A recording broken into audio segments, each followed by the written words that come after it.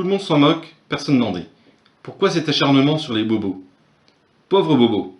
Depuis son apparition en 2000 sous la plume d'un certain David Brooks, le bobo est devenu le sujet de moquerie préféré des Français, loin devant le bof, le prolo, le plouc et surtout le bourgeois petit ou grand. Juste derrière le bling bling et encore. Mais c'est quoi un bobo d'abord? C'est là que ça se complique.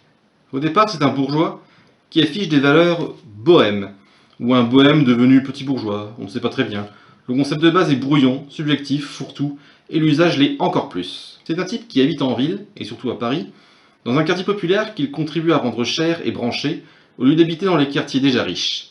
Il travaille dans la com, la pub, la création, la culture, l'art, internet, bref, il fait un métier sympa, qui recouvre une grande partie du secteur tertiaire. Il gagne bien sa vie, c'est-à-dire mieux que la personne qui le traite de bobo. Il a un look cool, avec des vêtements chers, ou encore pire, avec des vêtements pas chers pour faire encore plus cool. Mais toujours branché parce que, voyez-vous, cet homme-là, c'est souvent un homme, sinon c'est un couple, il suit un peu la mode. Il fait du vélo, mais il y a peut-être aussi un 4x4 caché quelque part. Là-dessus, les avis divergent, parce qu'il est aussi un peu écolo, ce que nous risquons tous de devenir par la force des choses. Il aime bien manger des trucs bio, sous prétexte que c'est bon pour la santé, ce con-là. Il aime aussi l'art, la culture, les voyages, et ne méprise ni les femmes, ni les PD, ni les noirs, ni les arabes. Pourtant, il a la trouille de mettre ses gosses dans une école qui craint, se lâche. Ce qu'on lui reproche, de se la jouer, de ne pas être un authentique bohème, d'avoir de l'argent, d'être agaçant, d'être contradictoire, qui ne l'est pas, et surtout de n'être ni bourgeois ni bohème. Avant, les choses étaient claires. Il y avait les bourgeois d'un côté, avec leurs valeurs conservatrices, et les bohèmes, souvent rejetons des premiers, de l'autre. Entre les deux, les paysans, les ouvriers et tous les autres. Moi, je suis comme tout le monde. Je n'aime pas les bobos, et je me fous bien de leur gueule. Pourtant, parfois, je doute. Et moi? Je suis journaliste, aïe, mauvais point.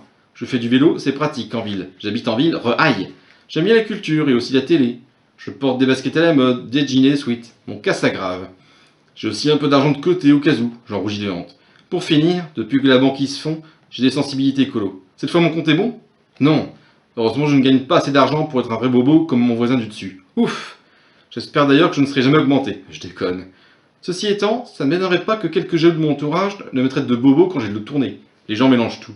C'est d'ailleurs ça qui fait le succès du concept. Il est fait pour que les bobos se tapent dessus entre eux, pendant que les néoconservateurs du monde rigolent. C'est dommage, parce que je les trouve plutôt sympathiques finalement, les bobos, surtout depuis que je sais que je suis celui de quelqu'un d'autre. Plutôt ouvert, sensible et tolérant, imparfait aussi. Juste des urbains modernes quoi. Et si on tapait sur les bourgeois plutôt?